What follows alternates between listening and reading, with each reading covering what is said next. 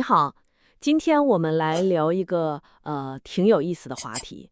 我们拿到一份材料啊，他提出了一个想法，就是说练习写毛笔字，跟学中文好像有种特别的联系，嗯，这个联系确实挺值得琢磨的。对吧？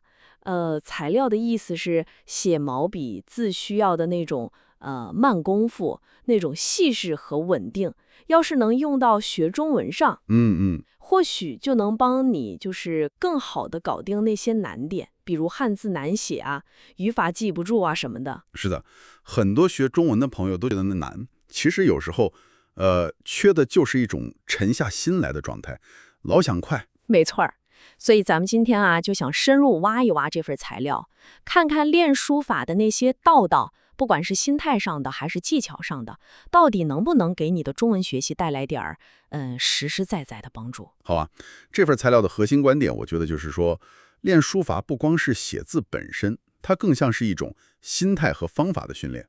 嗯，真正有意思的地方是，咱们可以看看书法里那些具体的步骤，比如什么握笔啊，怎么看结构啊，怎么临贴呀、对对。这些东西怎么就能巧妙的用到解决咱们学中文的痛点上？好，那咱们就从第一步开始，就是那个握笔。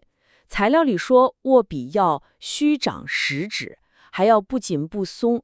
这个听起来是不是有点像我们刚开始学新东西，比如学中文的时候那个理想的状态？哎，这个比喻特别好。就是不能太使劲儿，把自己绷太紧，也不能太放松，是吧？对，完全是这样。这就直接关系到学中文的那个心态管理。心态管理，先说那个不急，材料里举了个例子，挺形象的，说有人一天非要背50个单词，我见过这样的，结果呢，记得少忘得多，效果反而不好。这就是握笔太紧了，手都抖了，那个字肯定下不好看，是吧？哈哈，对，学中文也是，你一开始就想着1个月必须流利，这种压力太大了，心态就崩了。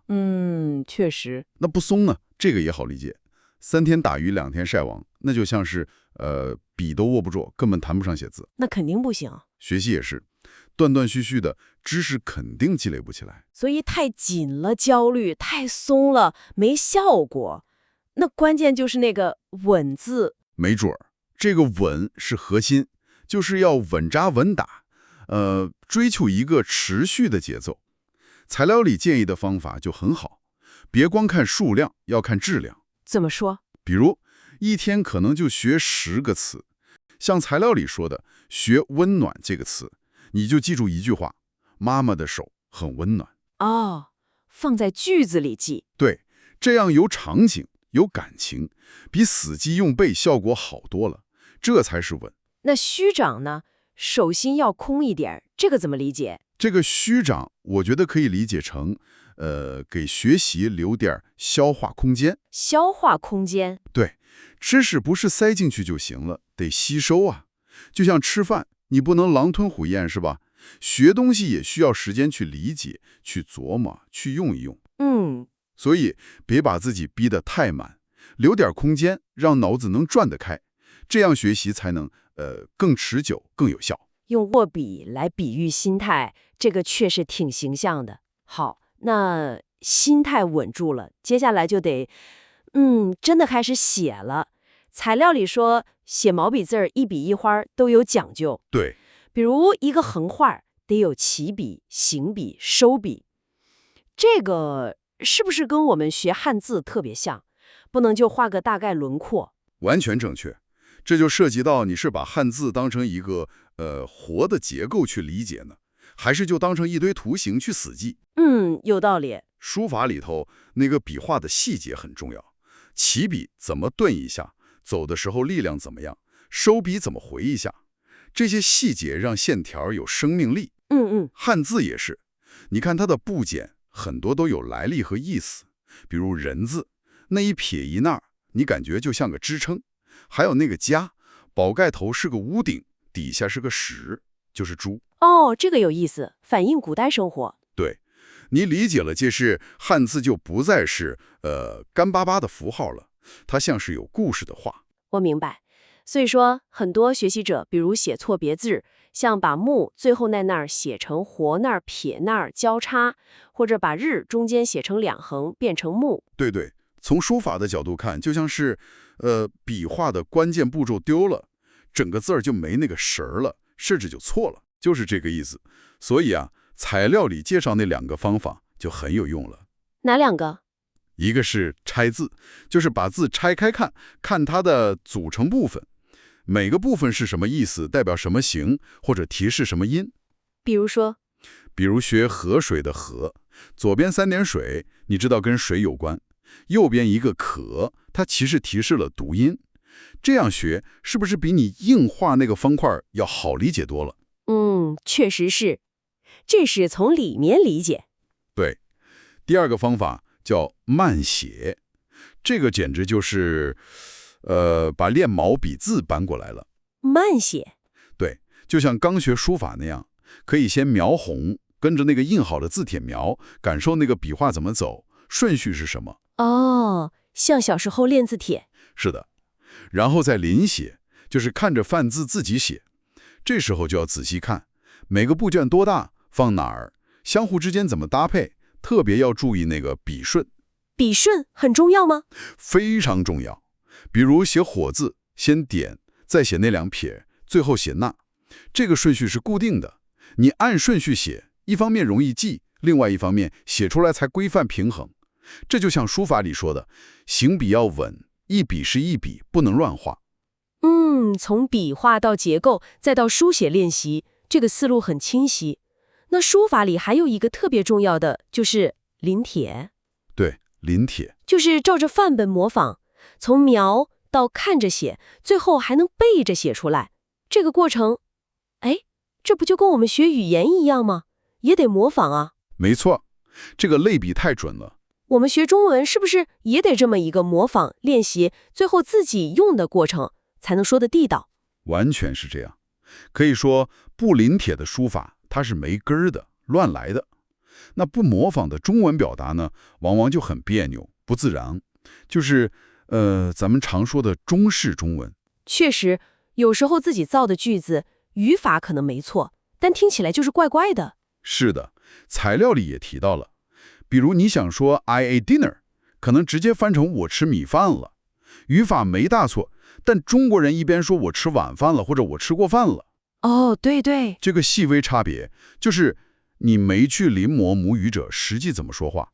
还有语序，比如我昨天去了公园，有些人可能会说成我昨天去公园，丢了了，或者语序模仿英文，这都是模仿不够。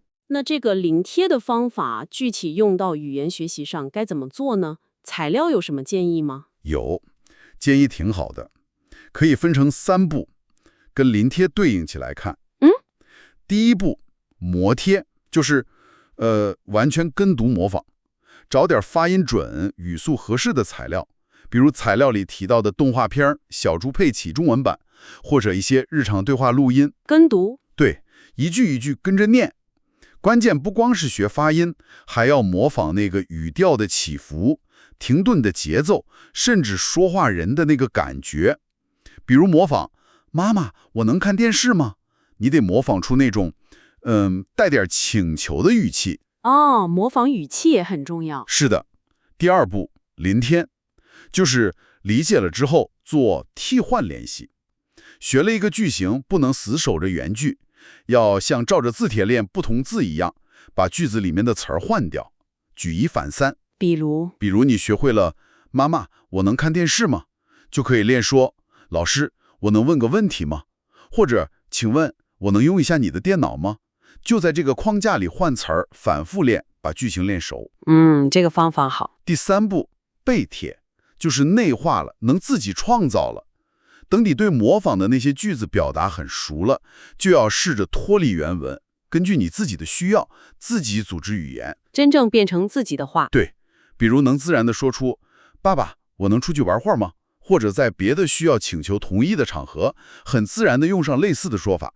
这时候，这个语言才真正是你的了。从跟读到替换，再到自己说，这个路径很清楚。是的，材料里也举了例子，说有个学生就坚持每天模仿10句地道的日常对话，练了3个月，那个语序错误就少了很多，说话也流畅自然了。这就是系统模仿的力量。它能帮我们慢慢摆脱母语的习惯，建立起地道的中文语感。这个过程听起来很棒，但是肯定也需要不少时间和耐心吧。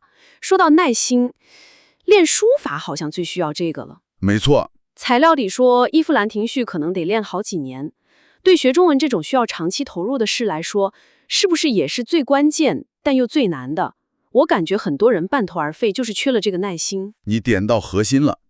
练书法最怕什么？急功近利。刚学几天就想写大作，那肯定不行。学中文也一样，最怕遇到点难的就放弃了。这两种心态是通的。练字的时候，老想着我什么时候能写好啊？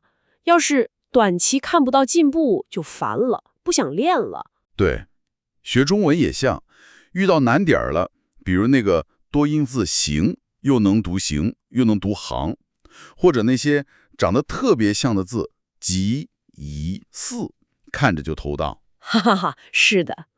如果你的心态是哎呀，怎么这么麻烦，而不是哦，这里要留心一下，那就很容易没动力了。确实，这些难点儿就像写字遇到难写的结构，得反复琢磨才行。对，材料里那个60岁学生的故事，我觉得就特别能说明问题了。哦，他怎么了？他就把练书法练出来的那种定力用在学中文上了。每天练字的时候，他感觉心里很静，很专注。然后呢，他就把这种状态带到学中文里。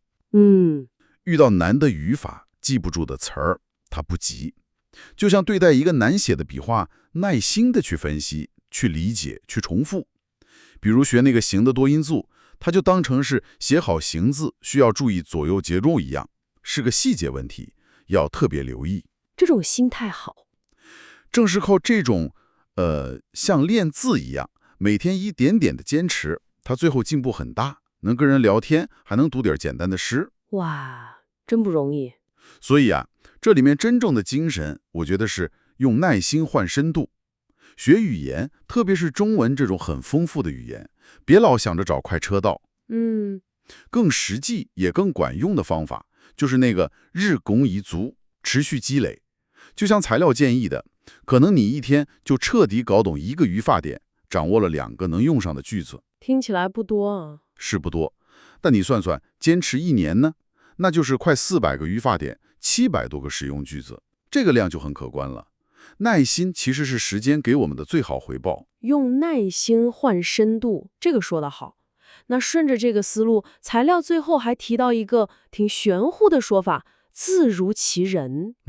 是的。说看一个人写的字，能看出他的心境啊、性格呀什么的。